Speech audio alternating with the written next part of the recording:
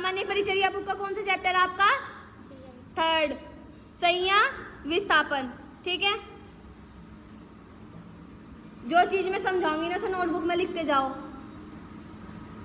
या एक काम करो अब समझ लो, वीडियोस में देख के नोटबुक में आराम से उतार लेना सबके सब बच्चे। ठीक है, देखो संज्ञा का परिचर्या में महत्वपूर्ण स्थान। देखो परिचर्या का मतलब क्या होता है? नर्सिंग।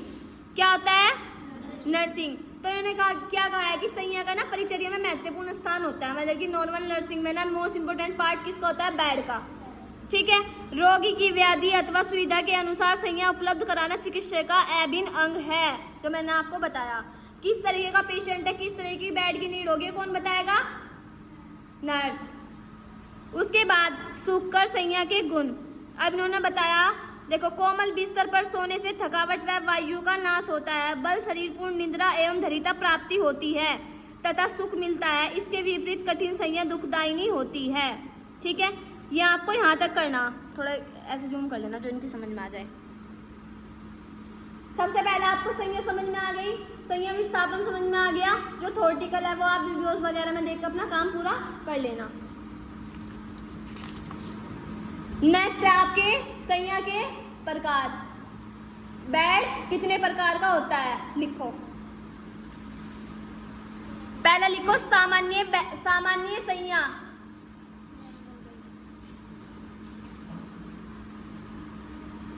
आप भी लिखो चाहते हो। कौन सा बेड है सबसे पहले? दूसरा बेड कौन सा है आपका? बंद बिस्तर। तीसरा क्या है आपका? खुला बिस्तर।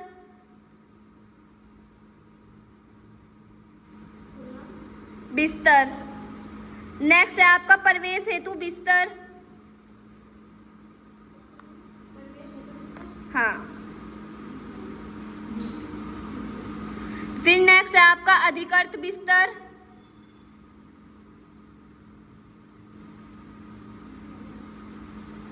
फिर है आपका पट बिस्तर, पट संज्ञा, अधिकृत बिस्तर।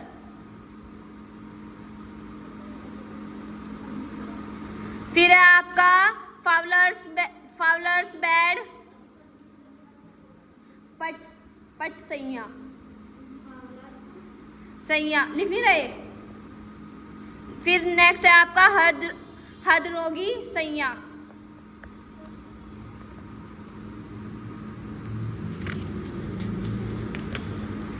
टोटल हो गए आपके, कितने हो गए टोटल? 8। सबसे पहले देखो, जो ये जनरल बेड होता है ना, ये किन के लिए होता है? जो जनरल वार्ड में पेशेंट पड़े रहते हैं, नॉर्मल फीवर वगैरह जो नॉर्मल पेशेंट होते हैं उनके लिए होता है। कौन सा आपका? नॉर्मल पेशेंट के लिए कौन सा होता है आपका? General bed. बंद बिस्तर आपका किसके लिए होता है? यह खाली बिस्तर होता है जिसमें ऊपर की चादर इस प्रकार रखी जाती है कि नीचे की चादर पर धूल ना लगे। मैं बता देती हूँ, बंद बिस्तर वो होता है इतना कोई पेशेंट वगैरह एडमिट नहीं होता तो आप बेड वगैरह को बिल्कुल क्या करके रखोगे? क्लोज, कोई चादर ढक के रखोगे ताकि गंदा ना हो, जब कोई पेशेंट आए तब आप वो यूज हो। ठीक है, नेक्स्ट है आपका खुला। ये तब होता है जैसे कि रोगी आ गया, लिटा दिया, उस वाले बेड को ओपन करके रोगी को इस्तेमाल के लिए दे दिया।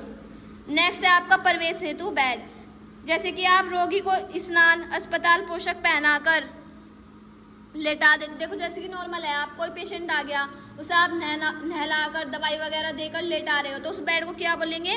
प्रवेश हेतु बिस्तर। नेक्स्ट है आपका अधिकृत बिस्तर। यह बिस्तर उन समय तक तैयार किया जाता है जब रोगी पर ही हो और अलग न हो सके। अधिकृत बिस्तर क्या होता है? जब रोगी परमानेंट उसी के लिए हो, यानी कि अब इस पर चेंज कर दिया, अब इस पर चेंज कर दिया, ऐसा नहीं है। ठीक है, फिर आपका पट बेड क्या होगा? जो लकड़ी, जिसमें लकड़ी की पट्टियां लगी रहती है, क्या होगा? नेक्स्ट है आपका फाउलर्स बेड।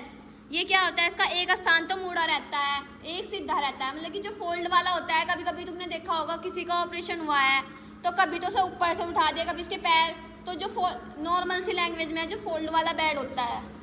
ठीक है, नेक्स्ट है आपका हृदरोगी संज्ञा। जो पेशेंट देखो जिनका कार्डियक, अस्थमा वगैरह प्रॉब्लम होती है ना, तो उनके लिए यूज़ करते हैं इसे हृदरोगी संज्ञा को। ठीक है।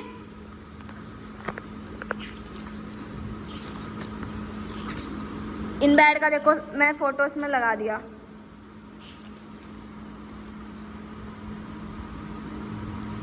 इसके बाद इन्होंने बताया कि संज्ञा को सूचित करने की विधि। अब जैसे कोई बेड हो गया, उसके लिए क्या क्या चीज़ आपको ज़रूरी है, क्या क्या चीज़ होनी चाहिए।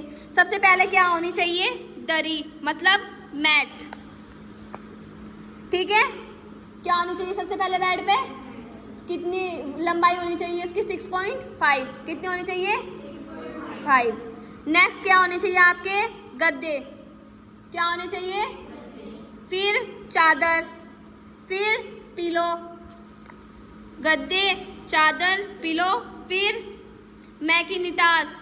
क्या होता है, गद्दा व चादर के बीच में मैग्नेटास का प्रयोग किया जाता है। अचिंतन अवस्था में रोगी वह बालक के अनियंत्रित मलमूत्र गद्दे को गीला न करे, इसे बचाने के लिए किस चीज़ का उपयोग किया जाता है, मैग्नेटास का। फिर उसके बाद 6 नंबर पे आपका कंबल। तो ये चैप्टर आपका हो गया कंप्लीट। एक बार मैं आपको इसे नॉर्मल वैसा आपसे रिवीजन कर लूँगी, ठीक है।